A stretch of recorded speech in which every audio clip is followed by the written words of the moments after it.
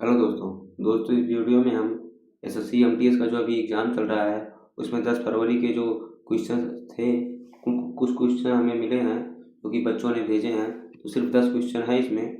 तो चलिए कुछ क्वेश्चन शुरू करते हैं जो कि बहुत इंपॉर्टेंट है क्योंकि आने वाले जो शिफ्ट हैं उसमें क्वेश्चन रिपीट होने वाला है। तो आप क्वेश्चन को ध्यान से पढ़ें और इस क्वेश्चन के नीचे हम कुछ फैक्ट दिए हैं, इस फैक्ट को भी आप याद रखें जो कि एग्ज़ाम में बहुत इंपॉर्टेंट होगा। तो चलिए पहला क्वेश्चन कह रहा है लड़खान मंदिर कहाँ स्थित है। तो हमारा सही ऑप्शन होगा ऑप्शन बी, ऐहोल कर्नाटक में। यानी लड़खान मंदिर जो है वो ऐहोल कर्नाटक में है। तो लड़खान मंदिर कर्नाटक के ऐहोल में स्थित है। इसका निर्माण 7वीं शताब्दी में प्रारंभिक चालुक्य वंश यानी ईयरली चालुक्य जो थे उनके द्वारा करवाया गया था। यह मंदिर प्रारंभ में संभवतः सभा भवन यानी असेंबली हॉल के रूप में बना था। बाद में इसे मंदिर का रूप दिया गया। यह मंदिर भगवान शिव को समर्पित माना जाता है। लड़खान मंदिर ऐहोल के उन प्रमुख मंदिरों में से एक है जो भारतीय मंदिर वास्तुकला के प्रारंभिक विकास को दर्शाता है। इसकी छत सपाट यानी फ्लैट रूफ है और इसमें स्तंभों यानी पिलर्स का सुंदर प्रयोग किया गया है। अगला क्वेश्चन कह रहा है प्रमोद भगत किस खेल से संबंधित है। तो हमारा सही ऑप्शन होगा ऑप्शन बी, पैरा बैडमिंटन। यानी प्रमोद भगत पैरा बैडमिंटन से संबंधित हैं। तो इनके बारे में कुछ तथ्य जो हैं। प्रमोद भगत भारत के प्रसिद्ध पैरा बैडमिंटन खिलाड़ी हैं। उन्होंने टोक्यो पैरा ओलंपिक 2020 में स्वर्ण पदक जीता था। वे SL3 कैटेगरी में खेलते हैं। उन्हें भारत सरकार द्वारा पद्मश्री 2022 से सम्मानित किया गया है। ये आप याद रखिए क्योंकि आने वाले क्वेश्चन जो हैं उसमें इसी से रिलेटेड पूछ लेगा कि पद्मश्री कब उन्हें मिला है। तो इसको आप याद कर सकते हैं। वे उड़ीसा राज्य से संबंध रखते हैं। उन्हें अर्जुन पुरस्कार भी प्राप्त है यानी अर्जुन पुरस्कार भी उनको मिला हुआ है। अगला क्वेश्चन कह रहा है डाल्टन के परमाणु सिद्धांत के संदर्भ में निम्नलिखित कथनों में से कौन से सही हैं। तो हमें सही कथन चुनना है। पहला कथन है परमाणु पदार्थ का सबसे छोटा अविभाज्य कण है।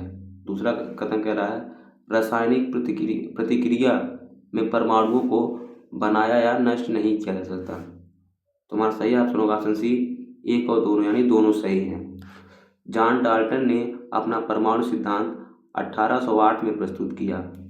उनके अनुसार पदार्थ सूक्ष्म कणों यानी परमाणुओं से मिलकर बना है। एक ही तत्व के सभी परमाणु द्रव्यमान और गुणों में समान होते हैं। विभिन्न तत्वों के परमाणु निश्चित अनुपात में मिलकर यौगिक बनाते हैं। रासायनिक अभिक्रिया में परमाणुओं का केवल पुनर्विन्यास यानी रीअरेंजमेंट होता है। वे ना तो उत्पन्न होते हैं और ना ही नष्ट होते हैं। अगला क्वेश्चन कह रहा है being Indian inside the real India नामक पुस्तक के लेखक कौन है। तो हमारा सही ऑप्शन होगा ऑप्शन सी, पवन के शर्मा। यानी इसके जो लेखक है पवन के शर्मा है। Being Indian inside the real India पुस्तक के लेखक पवन के वर्मा हैं। यह पुस्तक भारतीय समाज, संस्कृति और मानसिकता का विश्लेषण करती है। पवन के वर्मा एक प्रसिद्ध लेखक, राजनयिक यानी डिप्लोमेट और राजनीतिज्ञ हैं। वे भारत के पूर्व राजदूत यानी एम्बेसडर भी रह चुके हैं। उनकी अन्य प्रसिद्ध पुस्तकों में है the great Indian middle class और आदि शंकराचार्य। अगला क्वेश्चन कह रहा है निम्नलिखित में से किन कारकों को मानव जनसंख्या प्रवास के लिए प्रतिकर्ष यानी पुश या अपकर्ष यानी पुल कारक माना जाता है। पहला है मिट्टी यानी उर्वरता अवनयन। दूसरा है खनिज यानी उपलब्धता। तो हमारा सही ऑप्शन होगा ऑप्शन सी, एक और दोनों। पुश फैक्टर यानी प्रतिकर्ष कारक वे कारण हैं जो लोगों को किसी स्थान को छोड़ने के लिए मजबूर करते हैं, जैसे मिट्टी का अवनयन, बेरोजगारी, प्राकृतिक आपदा। पुल फैक्टर यानी अपकर्ष कारक वे कारण हैं जो लोगों को किसी स्थान की ओर आकर्षित करते हैं, जैसे उपजाऊ भूमि, खनिज संसाधनों की उपलब्धता, रोजगार के अवसर। मिट्टी की उर्वरता कम होने पर यह पुश फैक्टर बनती है, जबकि उपजाऊ भूमि पुल फैक्टर होती है। खनिज संसाधनों की उपलब्धता उद्योगों और रोजगार को बढ़ाती हैं, इसीलिए यह एक महत्वपूर्ण पुल फैक्टर है। अगला क्वेश्चन कह रहा है लायन एंड पीकॉक नृत्य जो मोनोपा जनजाति द्वारा सद्भाव और सह अस्तित्व के माध्यम से समृद्धि का प्रतिनिधित्व करने के लिए किया जाता है, किस भारतीय राज्य का प्रसिद्ध लोक नृत्य है। तो हमारा सही जो मतलब मेन इसका है वो पूछ रहा है, ये लायन एंड पीकॉक नृत्य कहाँ का है, इतने बड़े क्वेश्चन का जो सही अर्थ है। तो ये हमारा सही ऑप्शन होगा ऑप्शन बी, अरुणाचल प्रदेश। यानी लायन एंड पीकॉक जो नृत्य है वो अरुणाचल प्रदेश का है। मोनापा जनजाति मुख्य रूप से अरुणाचल प्रदेश के तवांग और पश्चिम कामेंग जिले में निवास करती है। लायन एंड पीकॉक नृत्य को स्थानीय रूप में सिंघई छम भी कहा जाता है। यानी जो सिंघई छम है उसे लायन एंड पीकॉक भी कहा है। अगर आपसे पूछे लायन एंड पीकॉक डांस किसे कहते हैं तो सिंघई छम को कहते हैं। यह नृत्य बौद्ध संस्कृति से प्रभावित है। शेर यानी लायन शक्ति और साहस का प्रतीक है, जबकि मोर यानी पीकॉक शांति और समृद्धि का प्रतीक है। यह नृत्य धार्मिक त्योहारों और विशेष अवसरों पर प्रस्तुत किया जाता है। अगला क्वेश्चन कह रहा है चंद्रगुप्त मौर्य ने सिकंदर की मृत्यु के बाद उसके किन भारतीय क्षेत्रों पर अधिकार किया था। तो हमारा सही ऑप्शन होगा ऑप्शन सी, उत्तर पश्चिम भारत यानी नॉर्थ वेस्ट इंडिया। सिकंदर की मृत्यु 323 ईसा पूर्व में हुई थी। सिकंदर के बाद उसके सेनापति के विभिन्न क्षेत्रों पर शासन किया। चंद्रगुप्त मौर्य ने उत्तर पश्चिम भारत में यूनानी शासकों को पराजित किया।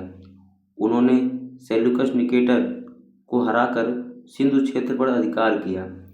305 ईसा पूर्व में चंद्रगुप्त और सेल्यूकस के बीच संधि हुई, जिसमें सेल्यूकस ने अफगानिस्तान और बलूचिस्तान के कुछ भाग चंद्रगुप्त को सौंप दिए।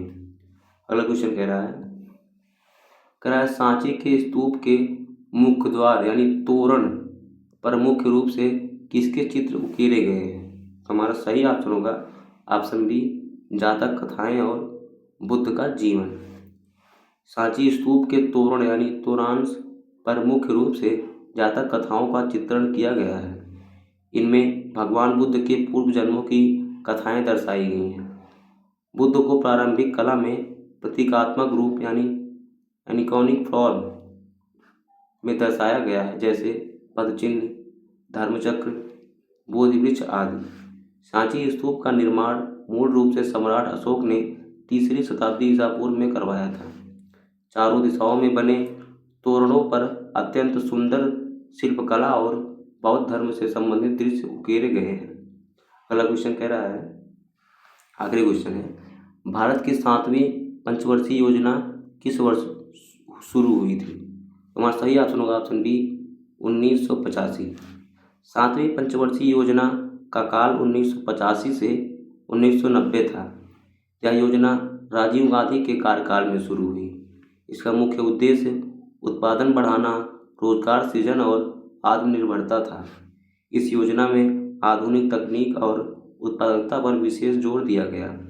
1990 के बाद आर्थिक संकट के कारण 8वीं योजना 1992 में शुरू हुई।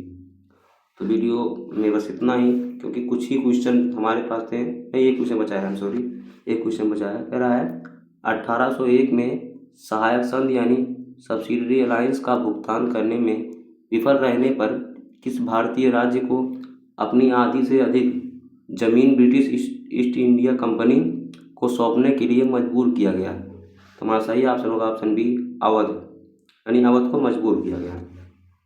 1801 में अवध के नवाब शहादत अली खान को ब्रिटिशों से संधि करनी पड़ी। भुगतान न कर पाने के कारण अवध ने अपनी आधी से अधिक भूमि कंपनी को सौंप दी। यह संधि लॉर्ड मेरीजली की सब्सिडरी अलायंस नीति के तहत हुई। इस नीति के तहत भारतीय राज्यों को ब्रिटिश सेना रखने और उसका खर्च उठाने के लिए बाध्य किया जाता था। 1856 में बाद में अवध को पूरी तरह ब्रिटिशों ने अपने अधीन कर लिया। तो इस वीडियो में इतना ही। अगर वीडियो पसंद आई तो वीडियो को लाइक करें और ऐसे ही वीडियो के लिए चैनल को सब्सक्राइब जरूर करें। मिलते हैं अगले वीडियो में। धन्यवाद।